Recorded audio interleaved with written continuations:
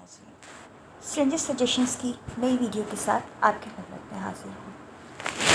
अल्लाह ताला रहीम और करीम है और अल्लाह ताला ने वादा किया हुआ है कि अगर कोई मुसलमान सिद्क़ के दिल से नेकी करता है या नेकी का इरादा भी करता है तो उसके नामा आमाल में इस नेकी की नीयत का सवाब लिख दिया जाता है, और अगर वो इस नेकी को बजा लाता है तो अल्लाह ताला सवाब के साथ साथ उसके लिए आसानी के रास्ते भी खोल देता है।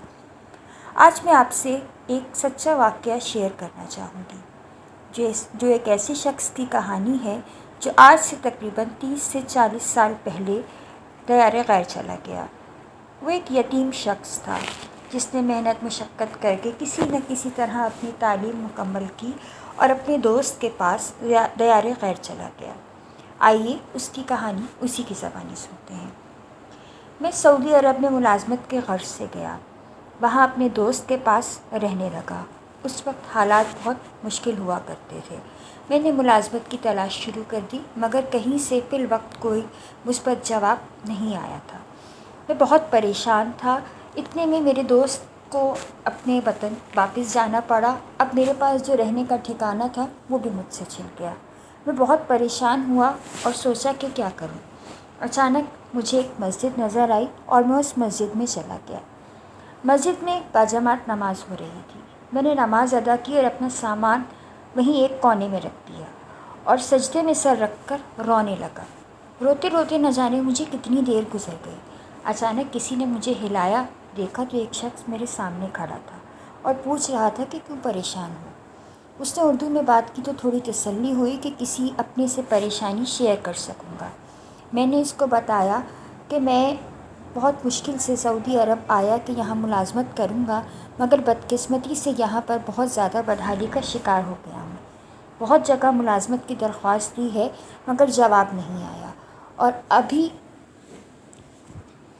और अब मेरी ये हालत है कि न खाने को कुछ है और न रहने का ठिकाना। इस शख्स ने मोहब्बत भरी निगाह मेरे ऊपर डाली और कहा कि चलो मेरे साथ, अल्लाह ने तुम्हारा इंतज़ाम कर दिया है। मैं एक व्यापारी हूँ और मुझे एक पढ़े लिखे मुलाजिम की ज़रूरत थी। तुम फ़िलहाल ज़रूरतमंद हो, शायद इसीलिए अल्लाह ने मुझे तुमसे मिलवा दिया। तुम मेरे साथ चलो और आज ही से काम शुरू कर दो। जब तुमको किसी अच्छी कंपनी की तरफ से तुम्हारी काबिलियत के मुताबिक बुलावा आ जाए तो तुम चले जाना, मैं तुमको नहीं रोकूँगा। मैं हैरान था कि अल्लाह ने मेरी दुआ इतनी जल्दी कबूल कर ली। अब मेरा यकीन और पुख्ता हो गया कि सिद्क़ के दिल से मांगी हुई दुआ रद्द नहीं होती। मैं अपने इस मेहरबान के साथ चल दिया। इसने मुझे रिहाइश दी। मैं दुकान से मुंसलिक एक कमरे में रहता। मेरे मौसिन के 3 बेटे थे मगर अभी ज़ेर तालीम थे और उनका मानना था कि ये पहले अपनी तालीम मुकम्मल कर लें फिर कारोबार में शरीक करूँगा। फ़र्ज़ के मैं अब काफ़ी हद तक संभल गया था और कारोबार के बारे में काफ़ी मालूमात हासिल कर चुका था। सारे खाते मैं ही देखता। कभी मैंने लालच नहीं किया क्योंकि वो शख्स मेरा मोहसिन था। उसने मुझे कड़ी धूप में घनी छाँव बख्शी थी। वो मेरे काम से बहुत खुश था और बहुत एतमाद करता था। मुझ पर आंखें बंद करके भरोसा करता था, मगर साथ साथ मुझे ये भी कहता कि तुम अपनी काबिलियत के मुताबिक काम की तलाश जारी रखो। ये मत समझना कि मैंने तुम्हारी मदद की है तो तुम सारी ज़िंदगी मेरी ग़ुलामी में आ गए हो।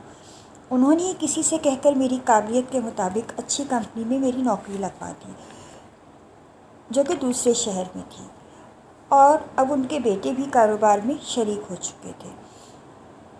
मैं नौकरी मिलने पर खुश तो था मगर अपने मौसिन से दूर होने पर बहुत अफसोसदा था। उन्होंने उस वक्त मुझे समझाया कि अल्लाह ने तुम्हारी कामयाबी का रास्ता खोला है और जब भी तुम्हारा दिल चाहे तो मुझसे मिलने के लिए मेरे पास आ जाना। मैं दूसरे शहर चला गया। उस वक्त मोबाइल फ़ोन का रिवाज ना था, सिर्फ टेलीफोन हुआ करते थे। जब भी अपने मोहसिन की याद आती उनको फ़ोन कर लिया करता था। फिर शायद उनका टेलीफोन नंबर बदल गया और मैं भी अपने काम में मसरूफ़ हो गया, मगर साल में एक मरतबा उनसे मिलने ज़रूर जाता था। अब वो भी बूढ़े हो चुके थे मगर मेरे आने पर बहुत खुश होते। बहुत ही अजीम इंसान थे। अगर आज मैं कामयाब था तो उन्हीं की बदौलत। उन्होंने ही मुझे मशवरा दिया कि तुम कारोबार की समझ-बूझ रखते हो, अगर तुम्हारे पास सरमाया है तो तुम कारोबार का आगाज़ करो, तुम ज़रूर तरक्की करोगे।